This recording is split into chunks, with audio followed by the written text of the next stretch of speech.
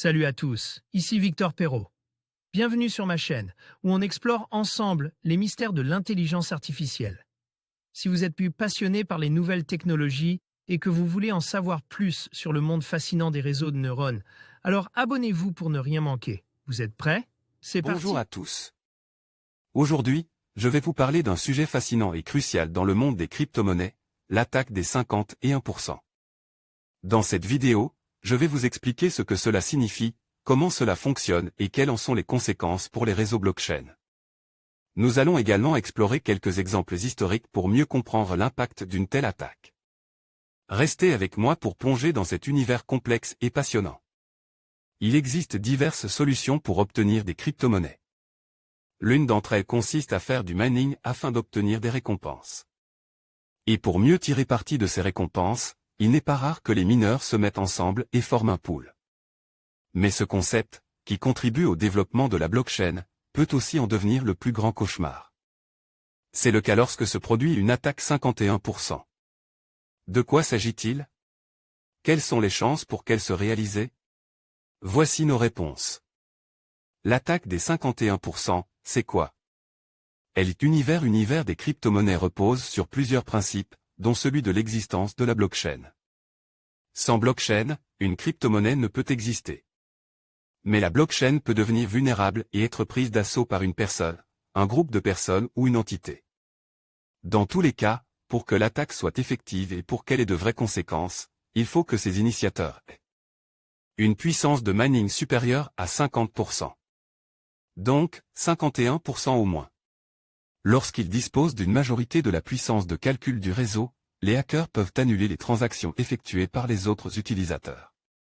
Ils peuvent également décider des transactions qui seront validées et de celles qui ne le seront pas. Généralement, l'attaque des 51% est dirigée contre les blockchains de type Proof of Work, POW. Pourquoi? Parce que dans ce type de gouvernance décentralisée, ce sont les transactions approuvées par la majorité qui sont enregistrées dans le registre de transactions. Quel type de blockchain est vulnérable à une attaque? En théorie, la réalisation d'une attaque 51% est facile. Il suffit de disposer d'un nœud de mining et d'avoir sous son contrôle la majorité des parts du réseau blockchain. Pour peu que les hackers aient le financement nécessaire pour réaliser l'opération, ils peuvent en faire une réussite. Concrètement, comment cela se passe-t-il? Pour bien comprendre, prenons le cas du Bitcoin, BTC. Avec des machines puissantes ASIC, il est possible d'avoir une puissance de calcul considérable. Cette puissance croît davantage lorsque plusieurs mineurs se mettent ensemble. Cependant, dans les faits, la puissance de calcul totale du réseau Bitcoin, BTC, et sa taille rendent l'opération difficile, voire impossible. Pour sa réalisation, il faudrait que des milliers de mineurs s'associent et utilisent de lourds équipements. Mais la blockchain Bitcoin, BTC, n'est pas la seule qui existe. Les autres sont-elles aussi résistantes? Non, pas vraiment. Si nous prenons le cas d'une blockchain comme Léacoin, les données changent. En effet, parce que la blockchain est petite, elle est vulnérable. De plus, puisque cet actif numérique est considéré comme un shitcoin, il a peu de valeur. Des hackers qui renforcent leur parc d'équipements avec des ordinateurs ASIC dotent d'une puissance de calcul totale qui dépasse un THS peuvent réussir une attaque des 51% sur la blockchain. L'attaque des 51% est dirigée contre les blockchains de type Proof of Work UT123, Adobe Stock. Quelles sont les conséquences d'une attaque 51%? L'attaque des 51% présente des conséquences positives pour le hacker.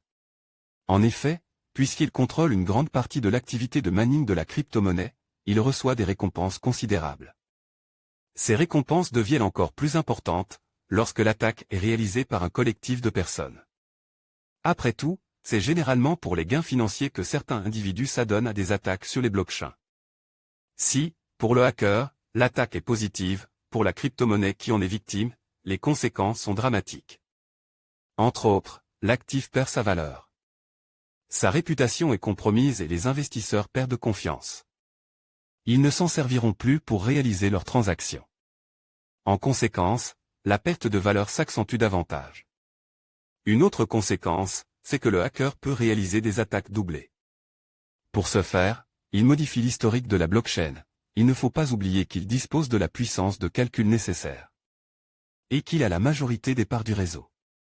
En changeant l'historique de la blockchain, le hacker peut récupérer les pièces qu'il a dépensées et les réinvestir à nouveau dans le réseau. Il y a une situation qui est encore plus grave.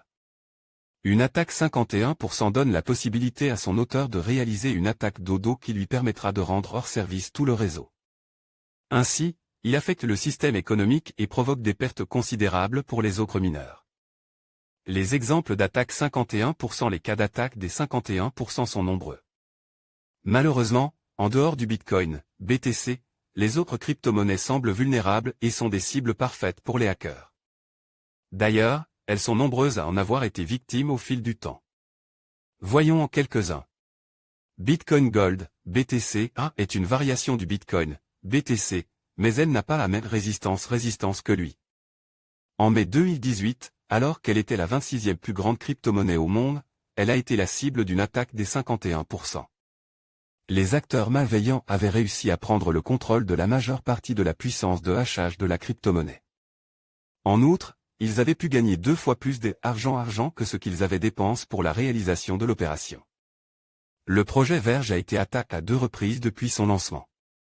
L'attaque qui a eu lieu en avril 2018 est celle qui a eu le plus d'effet. Comme l'offre de Verge, XVG, n'était pas limitée, le hacker, dont l'identité est restée inconnue jusqu'à ce jour, a émis de nouveaux tokens d'une valeur de plus d'1 million $. En novembre 2018, c'était au tour de la crypto-monnaie Vercoin, VTC, d'être la cible d'une attaque des 51%. Une ou plusieurs personnes avaient pris le contrôle de la puissance de hachage et avaient réussi à dérober environ 100 000 $. Ethereum classique, ETC, lui aussi, était la cible de 2 attaques des 51%. Une première tentative a eu lieu entre le 31 juillet et le 1er août de la même année. Le responsable de cette attaque avait pu s'en tirer avec plus de 807 000 ETC, soit 5,68 millions de $ à l'époque. Pour la réussite de ce projet, il avait de bourse en 92 000 $ en Bitcoin, BTC, selon la société de renseignement Bitcury. Quelques jours plus tard, le 6 août, une nouvelle attaque avait eu lieu et avait entraîné la réorganisation de 4000 blocs de la blockchain. Quelles sont les chances qu'une attaque 51% se réalise? Si en théorie, l'attaque des 51% est possible, dans la pratique, elle semble impossible. Il est vrai que des exemples démontrent qu'elle est déjà survenue à plusieurs reprises. Pour autant, les analystes estiment qu'un mineur malveillant aurait besoin d'une puissance de hachage équivalente à celle de millions de mineurs dans le monde. Par ailleurs, il doit dépenser une importante somme d'argent pour l'achat des appareils de mining nécessaires. Toutefois, cela ne veut pas dire que les chances de réalisation d'une attaque sont inexistantes. Au contraire, elles sont réelles. Lorsqu'il y a une erreur dans le code d'une blockchain par exemple, cela peut permettre aux hackers de produire de nouveaux blocs à une vitesse plus rapide que la normale. De cette façon, il peut lancer une attaque des 51%. L'attaque des 51% est une menace réelle qui guette les blockchains des crypto-monnaies. Elle est déjà arrivée à de nombreux actifs numériques. Cependant, théoriquement, elle semble impossible à réaliser, car elle nécessitait une puissance de calcul élevée et la mise en activité de plusieurs équipements. À ce jour, la blockchain Bitcoin, BTC, est celle dont la probabilité de devenir une cible des hackers est de 0%. Formation. Découvrez une formation complète sur le Bitcoin et les crypto-monnaies.